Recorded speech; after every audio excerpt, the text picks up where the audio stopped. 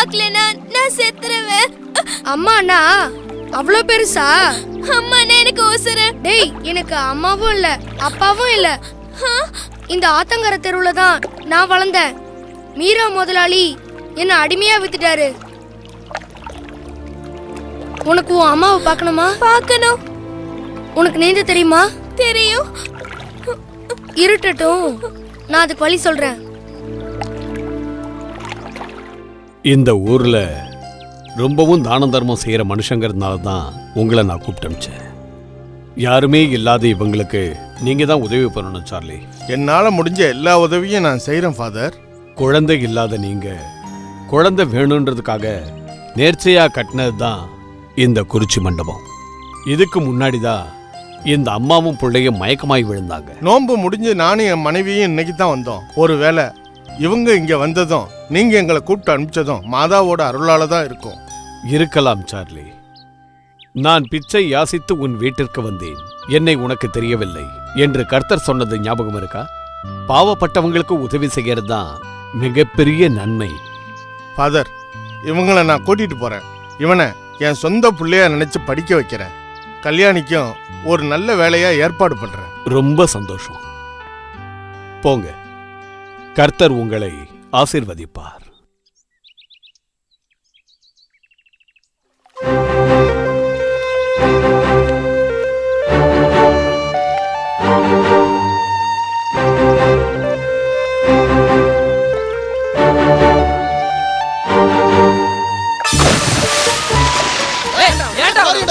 நீங்க எவ்வளவு அடிச்சாலும் அவன் அம்மாவை பார்க்க தான் போறான். நாம இனிமே இவனை அடிச்சோம், இவன் செத்தே போயிடுவான். அப்போ ஒண்ணு பண்ணலாம், இவன் தலைய மொட்டை அடிச்சு உடம்பு ஃபுல்லா எண்ணெயை தடவி வெயில்ல நிப்பாட்டுவோம்.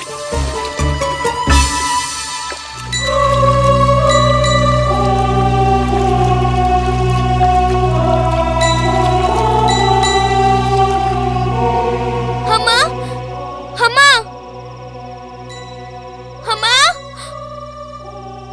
யாரு? ஃபக்கீரா? எங்க அம்மா எங்க?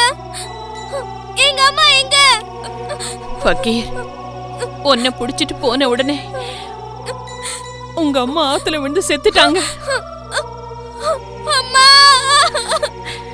அழாதப்பா, அழாத. அம்மா. டேய், திருட்டு பயல, உன்னதான் அடிமையாக்கி வித்துட்டாங்களே, அவங்கள ஏமாத்தி தப்பிச்சு வந்துட்டியா? வாடா இங்க, வாடா அண்ணா, வாடா, டேய், வாடா.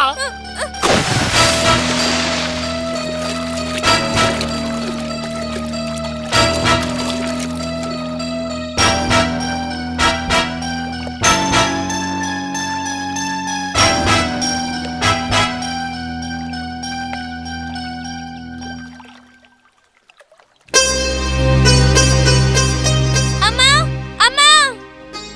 என்னம்மா? அது பாத்தீங்களா? ஆ, கடவுளே, யார் இந்த பையன்? யாரம்மா? இவனுக்கு என்னாச்சு? தெரியலம்மா. தம்பி, தம்பி, நாம இவனை வீட்டுக்கு கூட்டு போலாமா?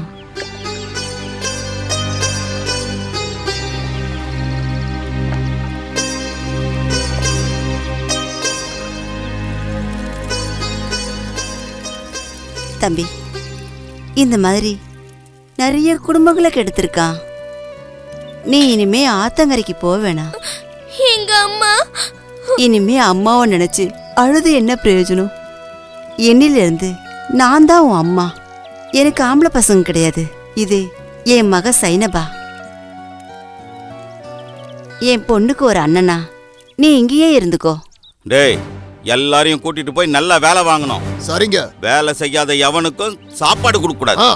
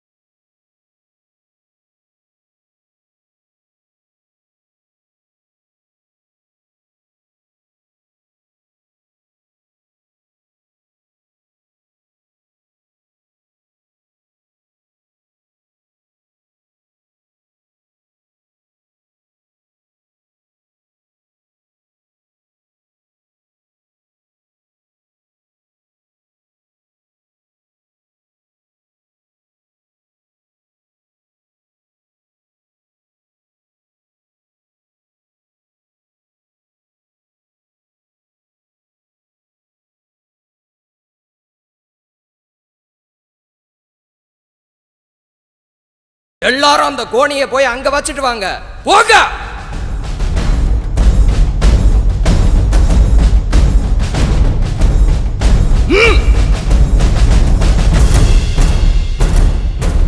டேய் ஃபக்கீர், இந்த ஆயிஷா உமா என் சொந்த தங்கச்சி மாதிரி.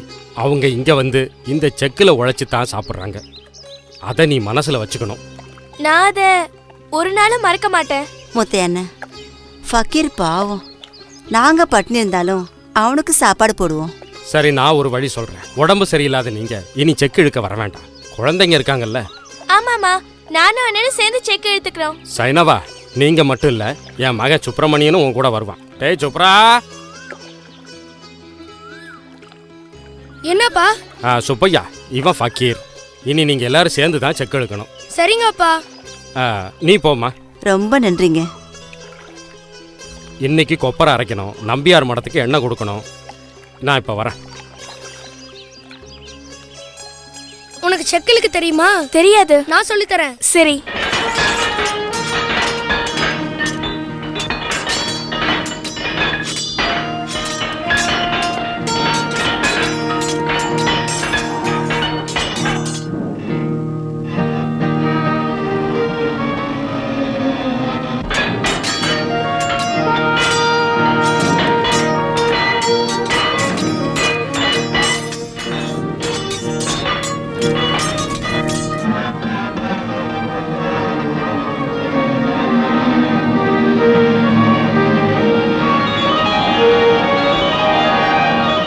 தள்ளுங்க தள்ளுங்க தள்ளுங்க நல்லா தள்ளுங்க. சின்னம்மா தண்ணிமா. சின்னம்மா தண்ணிமா. சின்னம்மா தண்ணி தாங்க. இந்தாப்பா தண்ணி. முத்தையண்ணா, இந்த செக்கை தள்ளுறதுக்காக 2 காளையை வாங்கணும். என்னப்பா ஃபக்கீர், செக் இழுத்து அழுத்து போச்சா? அழுத்ததுனால இல்லப்பா, இப்படி மாடு மாதிரி செக் இழுத்து மாட்டுக்கு வளர்ற மாதிரி வாளு கொம்பு எங்களுக்கு வளர்ந்துருமோன்னு பயமா இருக்குப்பா. டேய் பசங்களா, நம்பியார் மடத்துல இருந்து இந்த நிலத்துக்கான பத்திரத்தை நாம திரும்ப வாங்குற வரைக்கும் மாடு வாங்குறது நடக்காதப்பா. எப்படி மாடு வாங்குவீங்க? எள் அரைச்சாலும் தேங்காய் அரைச்சாலும் எல்லாத்தையும் நம்பியார் மடத்துல தானே கொண்டு போய் கொடுக்குறீங்க. கொடுக்காம நாம வேற என்னமா பண்றது? கொடுக்கலன்னா நம்பியார் மடத்துக்காரங்க இந்த செக்கையும் எடுத்துக்கிட்டு வீட்டையும் இடிச்சு என்னையும் அனுப்பிடுவாங்க. முத்தையா, ஊர் பாதைக்கு நிலத்தை அளக்க ஆட்க வந்துட்டு இருக்காங்க. எங்களோட நிலத்தையும் வளைச்சு வளைச்சு அளக்குறாங்க அவங்க. கௌரிமா, கடவுளே வந்து சொன்னாலும் உன் நிலத்தை தொட யாரையும் சம்மதிக்க விட மாட்டேமா. மாயாண்டி, அளக்கிறவங்க கிட்ட நேரா பார்த்து அளக்க சொல்ல வேண்டியதானே? அது எப்படி? அவங்கள நெருங்கவே ஊர்காவல்காரங்க விடவே மாட்டேங்கிறாங்களே. பணக்காரங்களோட ஒரு அடி மண்ணு கூட போகாம இருக்கு. அவங்க கிட்ட பணம் வாங்கிக்கிட்டு தான் அளக்குறாங்க அவங்க. நீங்க யாரும் போக வேண்டாம். அளக்கிறவனுங்க அவனுங்களே அளந்துட்டு வரட்டும்.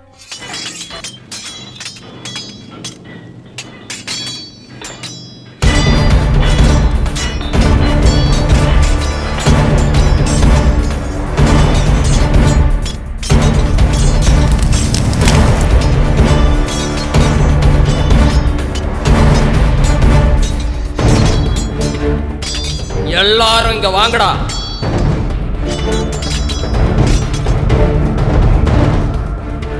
அடிமைகளா, நான் சொல்றத கவனமா கேளுங்க. கொழும்புக்கு ஆயுதம் ஏத்தி அனுப்புற விஷயம் உங்களுக்கெல்லாம் தெரியுமா? தெரியும் ஐயா.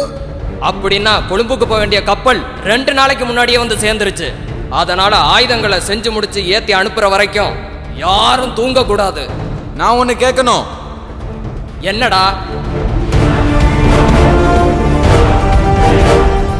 இந்த குகையில் இருக்கிற நாங்க எல்லாரும் மனுஷங்க தான் உங்க முதலாளி கிட்ட போய் சொல்லு.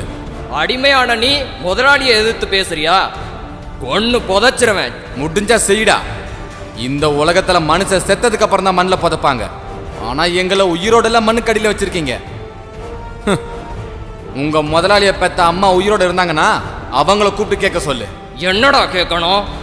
உங்க முதலாளி பிறந்தப்பவும் இந்த அடிமைங்க பிறந்தப்பவும் ஒரு அம்மாக்கு ஏற்படுற பிரசவ வலி வித்தியாசப்படுமான்னு அகங்காரமா பேசுறியா? For more updates, like, comment, subscribe to our channel.